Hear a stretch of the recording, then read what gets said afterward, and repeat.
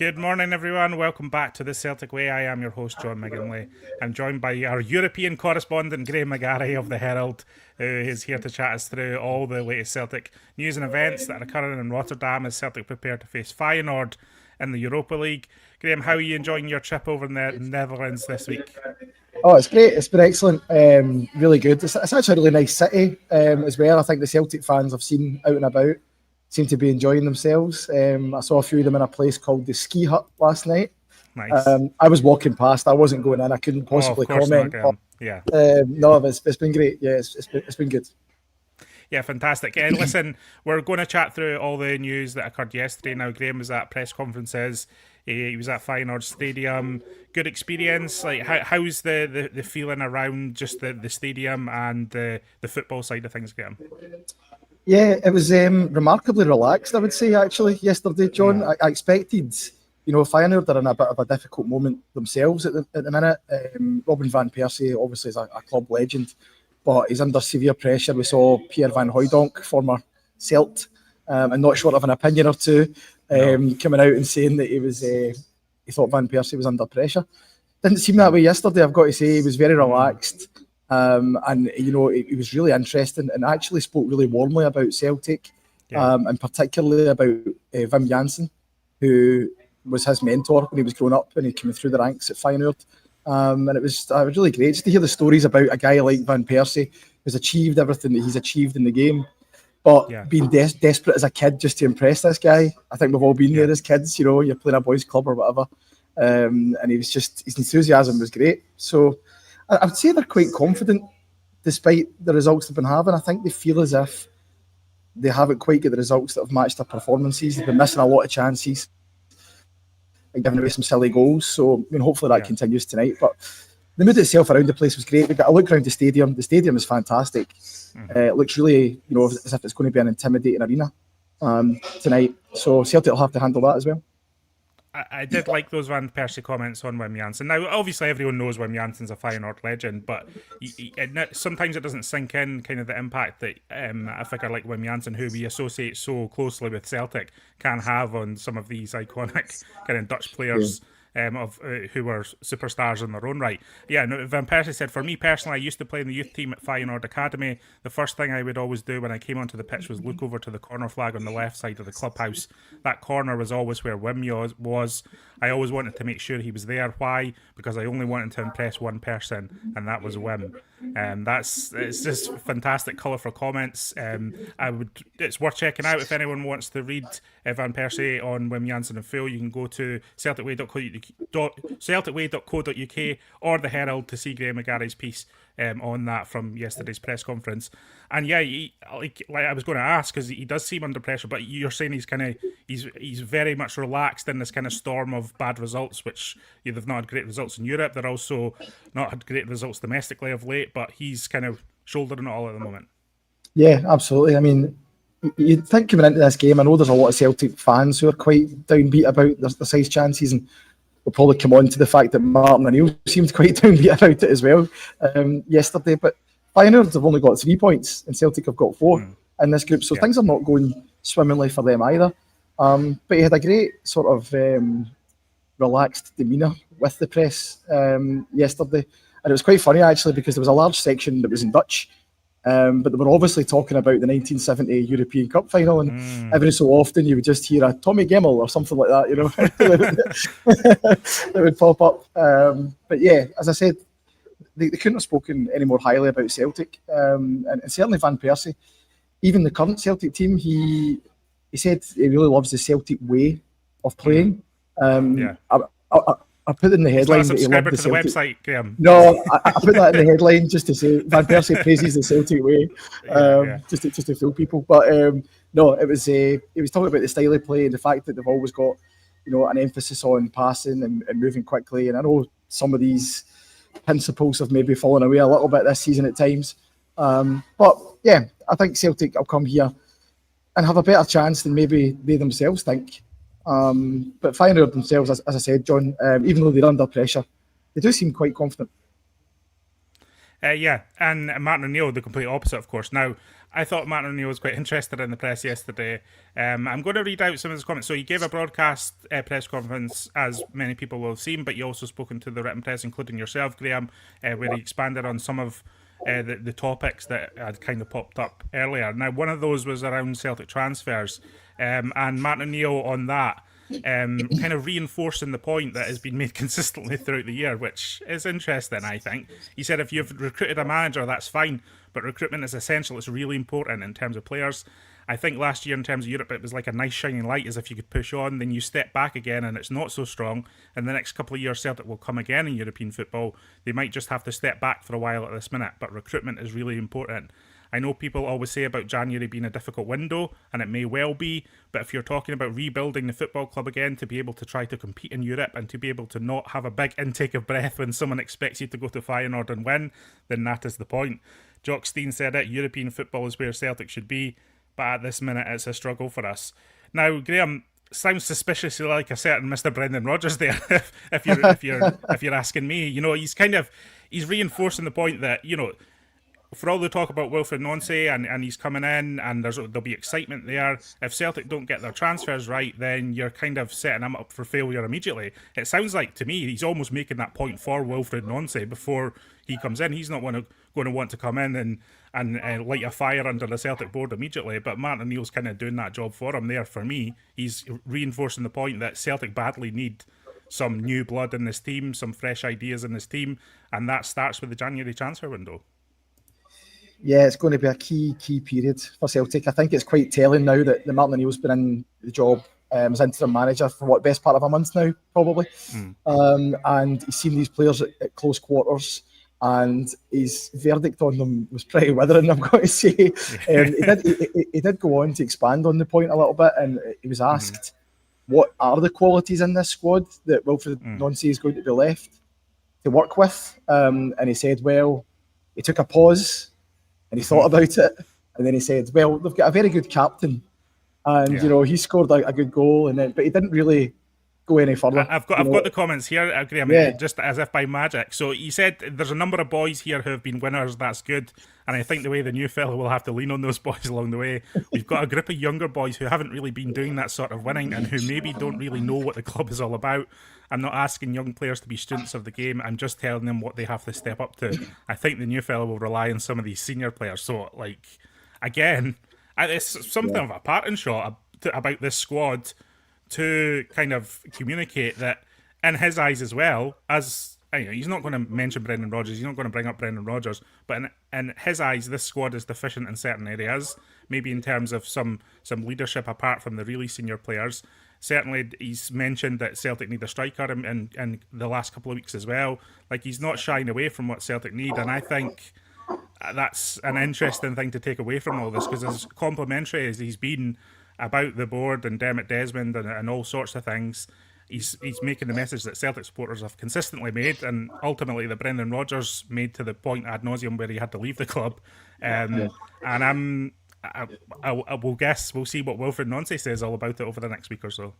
Yeah, I think it's he's probably doing Wilfred Nonce a big favour here, Martin O'Neill. You know, I think as much as he's come into this job and he's really galvanised things, and he's been a great presence around the place, and he's sort of brought a little bit of, I wouldn't say unity, probably there's still a big chasm between the board and the fans, but at least he's that kind of unifying presence, and he's managed to steady the ship a little bit. However, Martin O'Neill also cares about Celtic and the long-term future of Celtic, and he wants them to be competitive at the top level. He doesn't want to settle for winning domestic leagues and you know, domestic cups. He wants Celtic to be a force in Europe again. I think I've spoken to Martin O'Neill maybe 25 times over the last month or so, and every single time without fail he's spoken about Jock Stein. Honestly, every single press conference, and he's mentioned the fact that Celtic should be where Jock Stein intended them to be, competing at the top level of European football. At the moment, it's quite clear he doesn't think they can compete in this second tier competition of European football. And listen, it's probably been borne out. Me and yourself, John, we spoke in Michelin before the game, and I was accused, probably rightly, of being a bit too optimistic about Celtic's chances over there. And as it turned out, obviously they had a terrible first half and lost the game quite comfortably. This time, Martin O'Neill was very much been playing down Celtic's chances. I think he's saying, I mean, some of you guys may have watched the broadcast press conference last night, and the very first question, he took umbrage to it because it was kind of along the lines of, it'd be great to come here and, your second last game, just sign off with a win. And he was saying, oh, aye, as easy as that, as if this is Feyenoord we're talking about as a major European team, and Celtic aren't quite at the level at the moment in terms of the squad to compete against these teams, at least not, I think, in Martin O'Neill's view. I think that's plain to see. So what he's saying is basically, you can't afford to bring in the manager and think that that's enough. You've got to go and spend money and fill these massive holes that are in the squad if you want to have any chance of competing at any sort of level.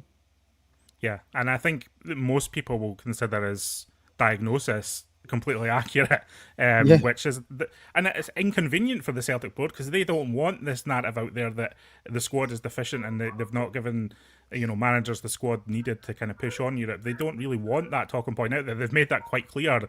They tried to put all the blame on Brendan Rodgers. They've come out against the fans, etc. They've tried to maybe admit they've made mistakes along the way, but until they actually show genuine contrition and actually action, which is really what every Celtic fan wants, all this talk is almost irrelevant to an extent. You talk about Martin O'Neill kind of playing down the chances of Celtic against Feyenoord. He also was not interested at all in talking about any sort of romance in the sense of returning to the Netherlands and beating a Dutch team as he did against Ajax in his first spell. We kind of shot that down immediately. He said that's irrelevant. Why would it be talking about that? And again, I don't think he particularly wants these comparisons between this situation now and his first spell, because I think he recognises where the squad is at the moment. It's a completely different world to what he had when he was at the club 25 years ago.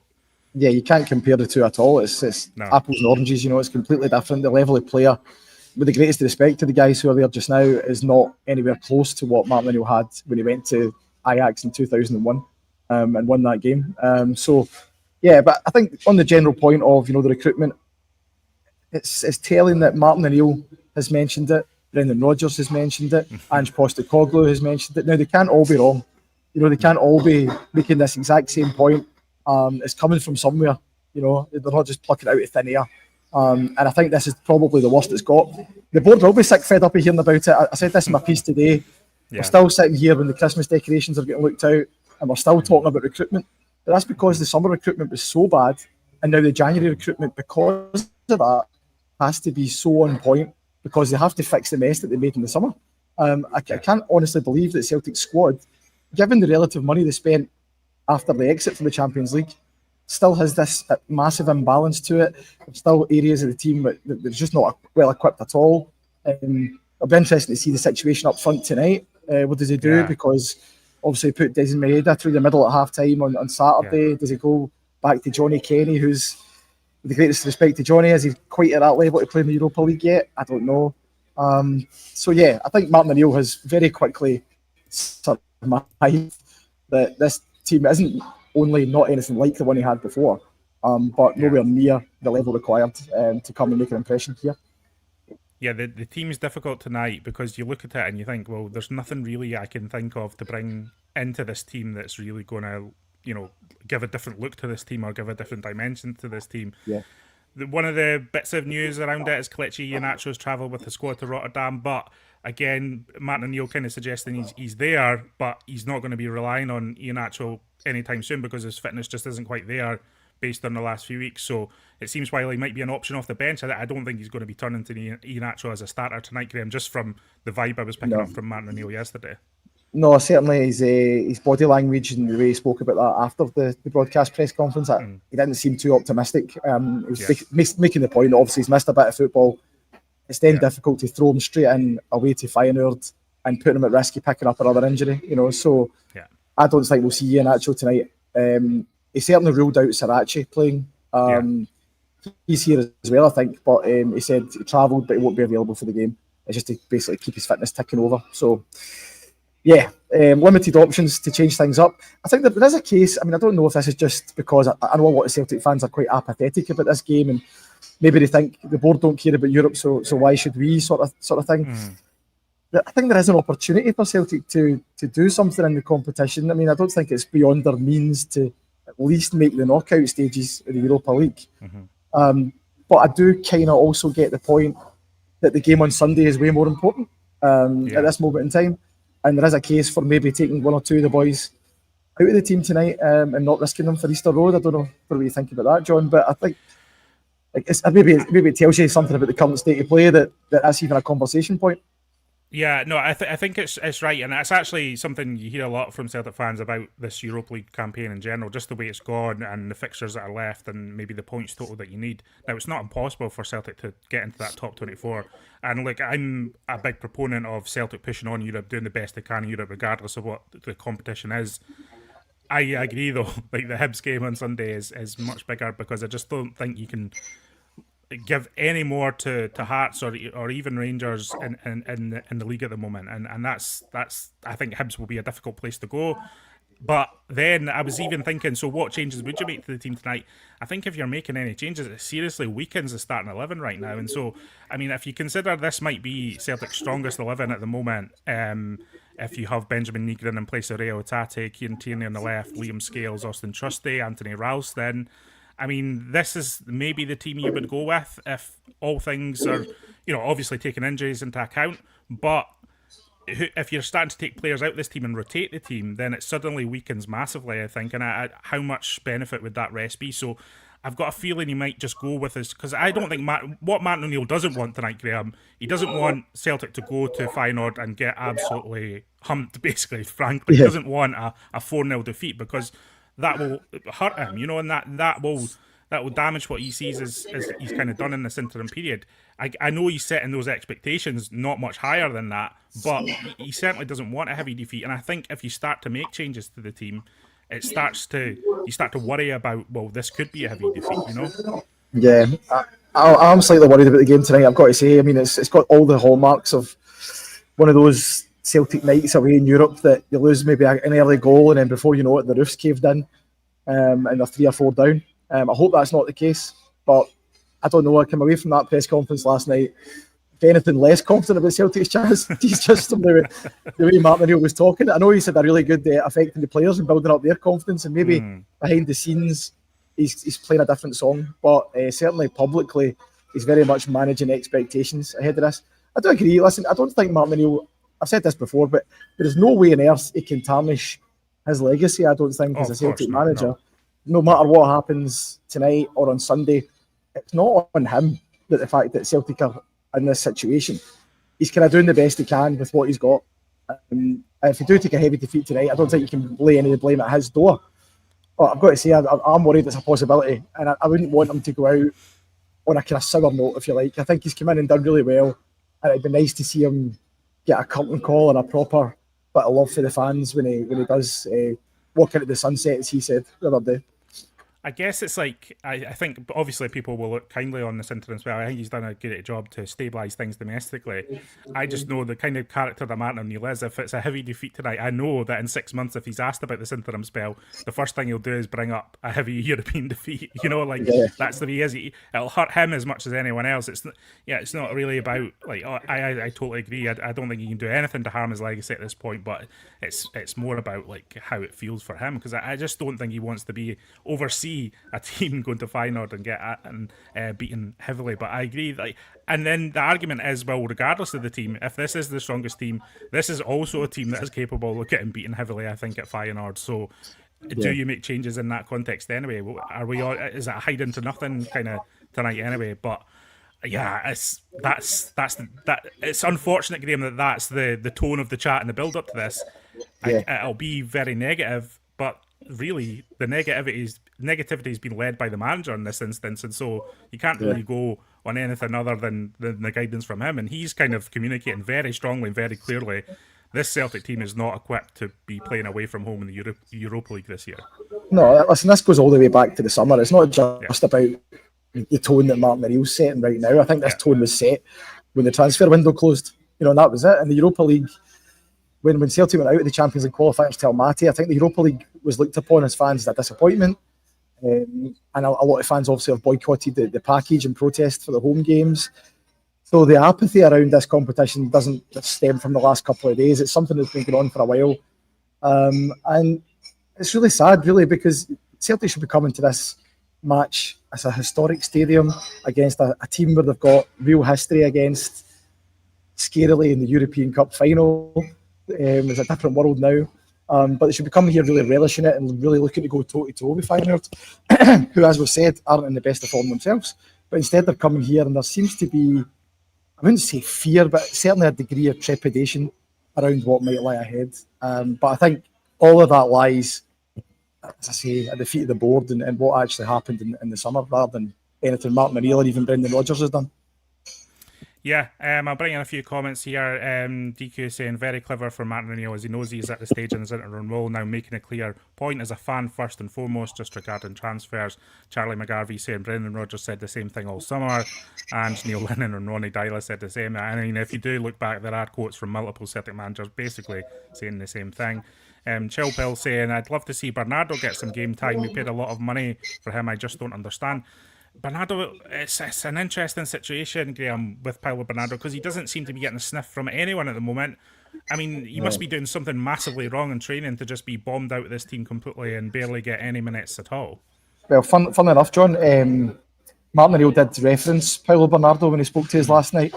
Okay. I don't know if those quotes made to the papers, but he was basically talking about getting to know the players and that he wished he had a wee bit more time to get to know certain ones that haven't maybe had a chance. And chief amongst those was Paulo Bernardo. Excuse me. So what he said was, the young lad's not done anything wrong. He's just not had a chance in the team because I need to play my strongest team. We need to get results. When you're a Celtic manager, you have to win. Is that so? I can't be. What he said was experimenting. I think, even though we all know what Paulo Bernardo's all about, Martin O'Neill obviously hasn't seen him too often playing in the team. So it might not surprise me if he actually does throw a curveball and put him in tonight, because it's weird that he plucked his name out. And he actually mentioned after that Balakwisha as well. He said, we paid a lot of money for Balakwisha. He's like, but I've not really had a chance to give him a proper run of games and give him a proper chance in the team to see what he's all about. So, yeah, I mean, I really like Paulo Bernardo. I've never seen why he doesn't get more regular game time. I was puzzled when he seemed to be frozen out completely at the start of the season. I don't know what his minutes have been, but it must be minimal this term. And he's not really, I can't remember him having a stinker or costing goals or anything like that, or letting the side down any time he's played. He seems a really nice lad. He's got his head screwed on, he works hard. Yeah, it's a bit of a mystery. So it'll be interesting to see when Martin O'Neill saying that last night, whether he does actually give him a shot tonight, and maybe that's how you get Maeda through the middle, maybe push like Nygren wide. I don't really like Nygren on the right, but it might be a way to do that. Sorry, Paulo Bernardo's started twice this season, been off the bench 4 occasions. He's last started against Braga at home, which wasn't a great game. He also started the 3-0 win over Livingston at home in August. Those are his only starts this season. He's barely been used as a sub of late, as we know. He was used off the bench against Midtjylland, away to Midtjylland. But before that, you have to go back to September. I know he's had a couple of injury issues, a few wee fitness niggles along the way, which has impacted him to an extent. But I would like to see more of Paulo Bernardo, and I think many Celtic fans do. I guess it's also one of those ones where the player gets better as long as he's not playing. And when you see Arne Engels and Rio Hatate struggling with games, you think, well, could we get something, a bit of a different energy in this midfield? I think Bernardo would certainly give that. I think always the thing with Bernardo for me is he doesn't have something unique about his game that you're thinking he's really adding something different to this Celtic team. I think he needs to find that. I would say that from all the Celtic midfielders, apart from maybe Callum McGregor and Rio Hatate when he's on top form. Rio Hatate when he's not on form isn't much good, but Arne Engels, Paulo Bernardo, what is unique about them in this Celtic team that makes them a Celtic midfielder that can take control of a game? And you're just waiting for that from them and what they can offer, really. I don't know if we'll see it tonight, but we need to see it at some point. Yeah, I think Paulo Bernardo's a very tidy player. I do accept your point that he's not the most eye-catching, if you like. Whereas, as you say, Rio Hatate, he'll give the ball away 10 times, but then he might play a world-class through ball, and maybe it's worth having him in the team for that. And maybe that's why he edges Bernardo out. Engels, when he's in the team, at least he does have that set-piece delivery. He's got a great corner delivery, great free-kick delivery. That gives him a little something extra. And obviously Callum McGregor's going to play no matter what. So, yeah, maybe that's the reason why he's not in the team. Listen, that is arguably the strongest area of Celtic's team in terms of options. You've got Luke McCowan as well, who I really like, and who offers something a wee bit different, I think, with his runs forward. So, maybe it's not a surprise, but I just think Paulo Bernardo, a player of his quality, somebody that Celtic paid money for, has proven that he can perform at this level. As a bit of a mystery to me why he's been so underused. 2 starts and 4 sub appearances, that's even less than I thought he'd had, to be honest. So, yeah, good player, maybe just not. Martin O'Neill maybe just doesn't think he's quite up to the level of the rest of them. Yeah, and listen, I think, you know, all the talk about January is important. What Wilfred Nancy needs to do as well is get something out of the players that are currently here, and that's going to be a big part of this. I think really that might be where the core of the salvation at Celtic this season is. My problem with January is that I'm not expecting Celtic to suddenly turn into this recruitment genius, you know, and suddenly line up all these players that are going to immediately enhance Celtic. For me, it'll be about what Wilfred Nancy can really do with the players here and what he can get with players like Bernardo, Engels that we're talking about. Because, as you've just pointed out, Celtic actually spent a lot of money on them last summer. As Celtic like to trumpet, it's the most they've ever invested in a football team ever. And really the return from that hasn't been great. And that, ultimately that's kind of where all these problems have stemmed from as well, is that the players they did invest big money in haven't hit the heights that you would maybe have expected them to when they signed permanently for the club. Yeah, I think, you know, my worry for January is the board might look at the Celtic squad and think, you know what, we've been quite unlucky with injuries this year. We've got Alistair Johnson coming back. We'll have Cameron Carter-Vickers at some point in the future. We're going to have Jota, and this is my biggest worry. They'll think Jota's going to come back, and they're going to play him in the right wing. I think that's, you know, I think that's a possibility. They've got to sign a right winger. They've got to sign a striker, at least one, of decent quality. In this January window, if they're going to have any chance of success this season. And I don't even mean in Europe, I mean domestically as well. Celtic have got a real fight on for the league title this year. There's a lot of teams pushing, and the league I think is quite difficult. Some of the teams are really strong this season. You've got Hibs, Hearts, Motherwell are doing well. You know, St Mirren are always a tough game, and you're going to have a Celtic team who's significantly weaker. So you get them going up a wee bit and Celtic coming down a wee bit. So Celtic need to open that gap up a little bit more again by signing well in January, and certainly those 2 areas specifically. They must do it. If they go into January or February waiting on Jota getting fit to play him on the right, it's an accident waiting to happen. And you just know what's going to happen. He'll just pick up another injury and then he'll be back to where we are right now. So, yeah, it's a massive window coming up, and Martin O'Neill was right to point that out.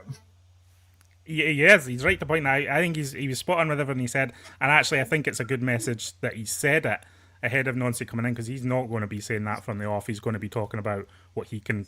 I'm sure the message will be from Wilfred Nancy, what he can control and what he can bring to Celtic. That's what he'll try to be emphasising in his first days. And still not a done deal in terms of like publicly being announced, Graeme, but it seems to be the biggest secret, the biggest open secret in football at the moment, that Wilfred Nancy will be Celtic's new manager. Martin O'Neill kind of very candidly saying he's definitely in charge for this one. He's definitely in charge for Hibs. He's not been officially told that he's not going to be the Celtic manager beyond that, but his expectation, like everyone else's, is that from Monday he'll be back down to London in those coffee shops that he's so warmly spoken about over the last few weeks. I found that astonishing, John, when we were speaking to him last night. I said, you know, obviously you've been told, because the way he spoke in the broadcast press conference was as if this was a done deal. I don't know if he's just been getting it from the same sources that you're getting it from. I don't know. But it came out, he said to us, oh, no, I've not officially been told that. It's like, you've not been told that you're not going to be the manager beyond Sunday. Yeah, but the information we have is that Wilfred Nancy will be, I think, at the game on Sunday, watching it from the stand. That's the expectation. And then Martin O'Neill will depart on Monday morning. So, yeah, strange that the guy who's the interim manager hasn't even been officially told that yet. And I think if he had been, he would have told us. Yeah, I think he would have. Yeah, and maybe that's why he's not been told, because he'd be telling everyone. So yeah, I guess this is like his little last hurrah here. A hard mission, I think, tonight away to Feyenoord, and then obviously I think he'll be looking to sign off with that win against Hibs on Sunday. I just to reiterate, I think he's done fantastically during this interim spell. I think it's one of the hardest things he could have been given, was just the mess that was in the wake of Brendan Rodgers walking out in that incendiary statement from Dermot Desmond, and everything since then. There's been more unrest since then. He was at that AGM that we won't go into on this show, but he was there as well. He had to endure that as well. So throughout all that, he stabilised domestic results, and fair play to him. We'll head off now. Just before we go, I mentioned for our Black Friday sale, you can get a year of the Celtic Way for only £12, which is £1 a month, or you can get it for £1 for 6 months. In conjunction to everything we offer as a website and a YouTube channel and everything we do, which your support is massively needed for, and we really appreciate subscriptions. You get this free Shinsuke Nakamura print from Made by Frankie. A3 goes on your wall. It's a fantastic bit. You can get it as a Christmas present, for example. It's a fantastic print. Made by Frankie's prints are always fantastic, and as I say, subscriptions are massive to what we do and the way we cover Celtic, and we really appreciate them. So if you fancy checking it out, you can go to celticway.co.uk/subscribe. I'll put the links in the description and the comments below for you to follow easily after the show as well. Graeme, what's your memories of Shinsuke Nakamura as a kind of a football fan in general? Oh, wonderful. Some of you guys might know I grew up a Motherwell supporter, but I used to hate it when he was lining up a free kick against your team anyway. But no, I mean the Manchester United games are the obvious things. But I actually think his goal at Kilmarnock, that won the league under Gordon Strachan, that was unbelievable. I've never seen a goal quite like it. The goalie didn't really know what to do, and in quite a strange fashion actually. But no, just a wonderful technician, brilliant footballer, and yeah, great memories of Naka. Graeme, a quick question that's come from the chat just before we go. Someone asking, isn't it strange that Rodgers has not responded to the statement from Dermot Desmond a month after his resignation? Were we expecting Brendan Rodgers to say anything? Is it one of those situations where he might have signed something that he's not able to say anything, or is he just he was probably just wanting a long holiday before even thinking about anything at that point?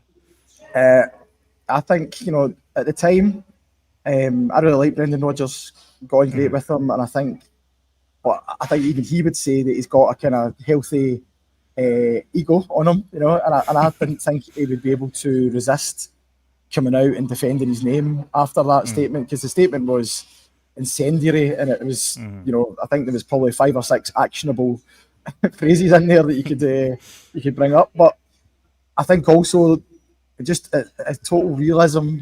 There is a situation where do you want to be taking on Dermot Desmond in public, a very wealthy, powerful man.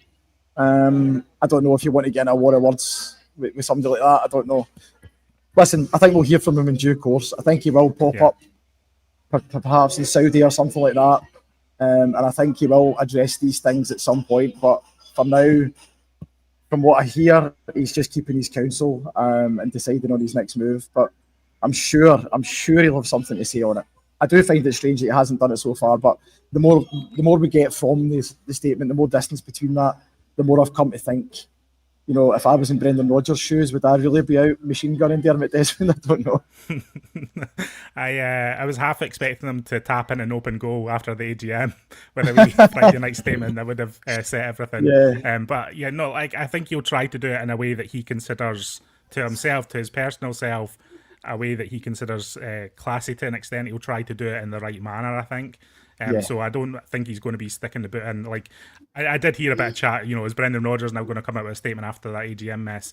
And I just think he'll probably do it when he's in a next job or preparing for his next role in an interview of sorts. I don't think he's going to be releasing his own, statement that put 2 foot to the board. Basically, I think he'll do it in the most Brendan Rodgers way possible if he does at all. So I think when he's sorry, John, I was going to say when he's ready to get back into work, and maybe when he's ready to, especially if he's looking for a job in England, I think you might see him popping up, as he did a month ago, on Match of the Day or something, and putting his name out there, and just getting his side of the story across. But yeah, I'm looking forward to it whenever it does happen. I've got to say, I'll have the popcorn at the ready.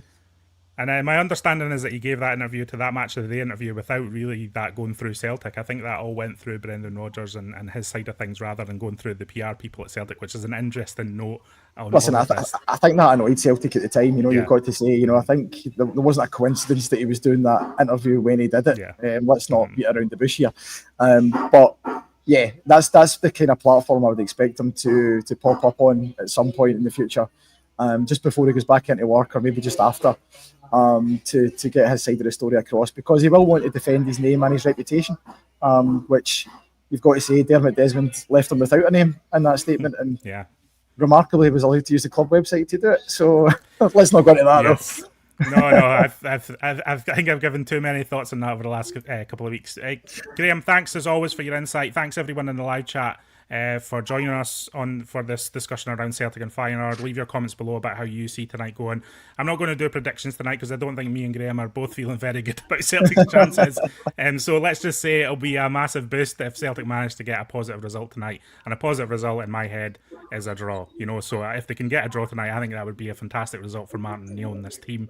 But we'll see what's on to offer. Sometimes this competition can throw up a curveball or two. It's not the premium competition in Europe. Sometimes teams take their eye off the ball. As we know, Feyenoord don't have the best record this season so far. So let's see what Celtic can do. And we'll see you again next time on the Celtic Way. Thank you, Graeme. Thanks, everyone. We'll see you again next time.